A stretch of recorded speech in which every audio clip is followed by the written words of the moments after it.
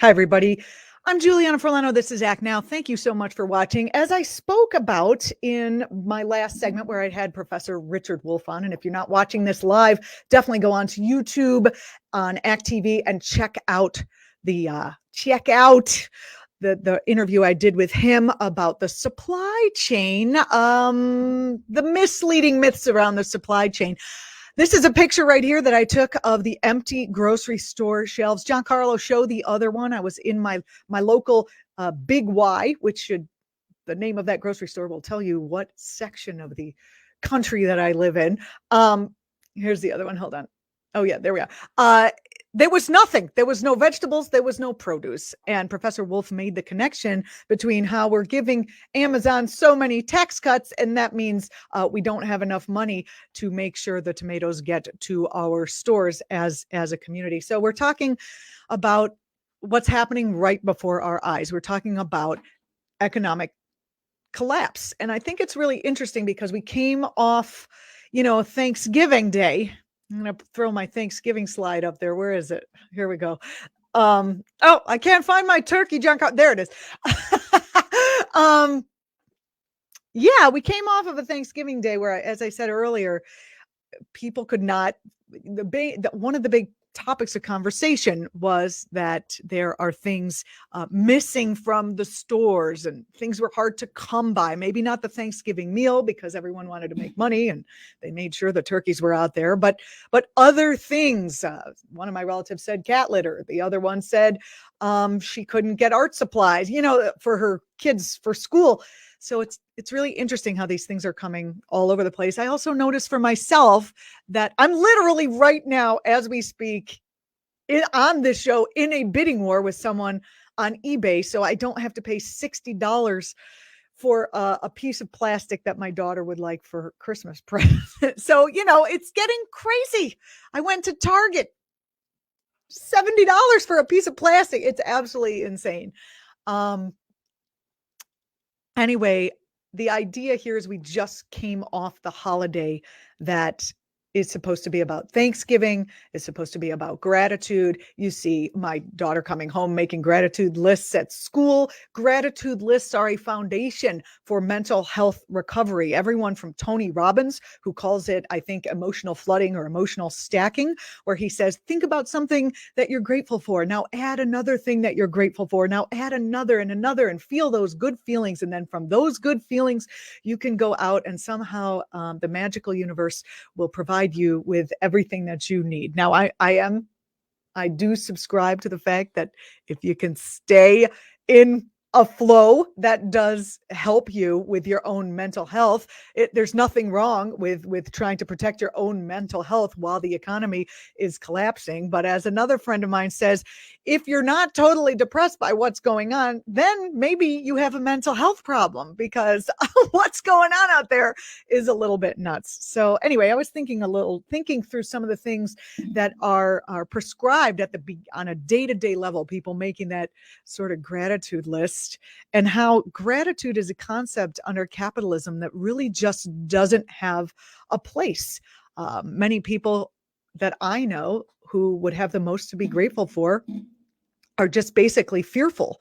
And they say, yeah, I'm grateful for having food today, but shouldn't my expectations be a little bit higher? Shouldn't I have a better career? Shouldn't I be able to do X, Y, and Z?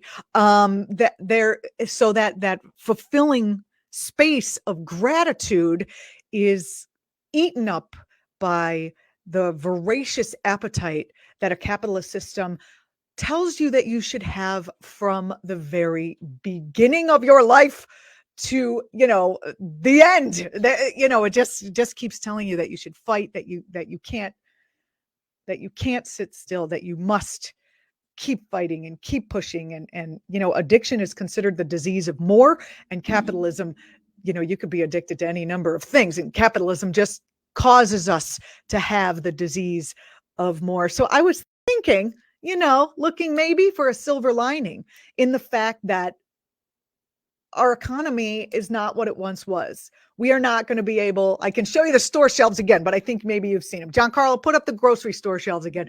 Giancarlo, my man behind the curtain here.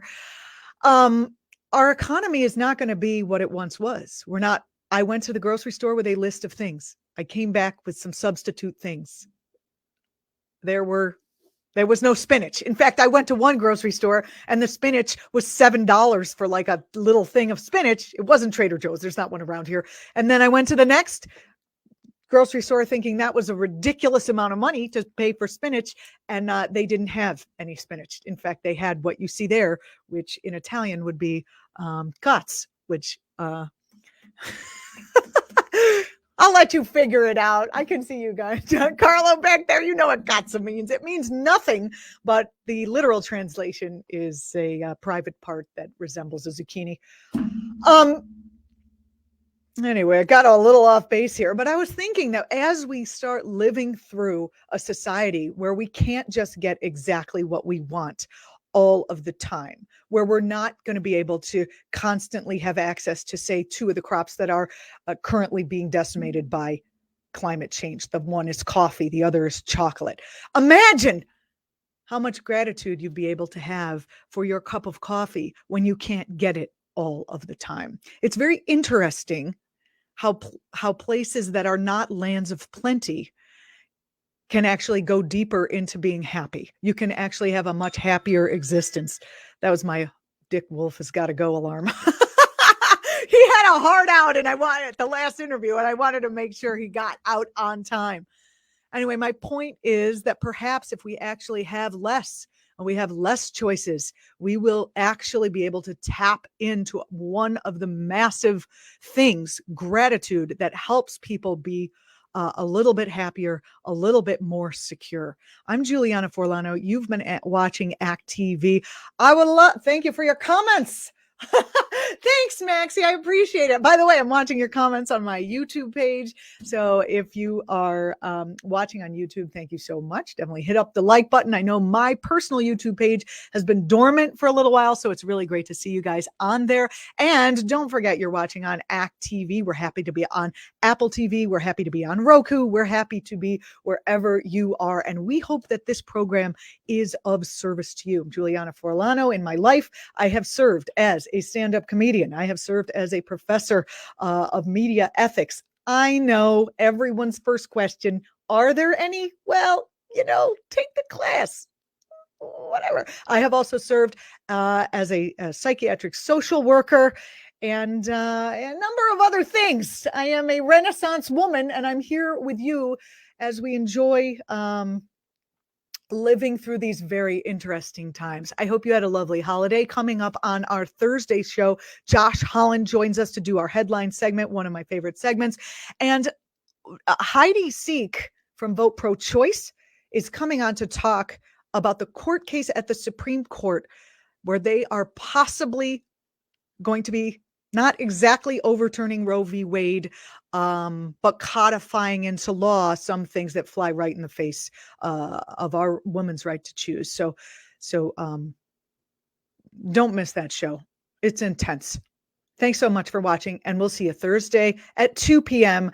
right here on Act TV.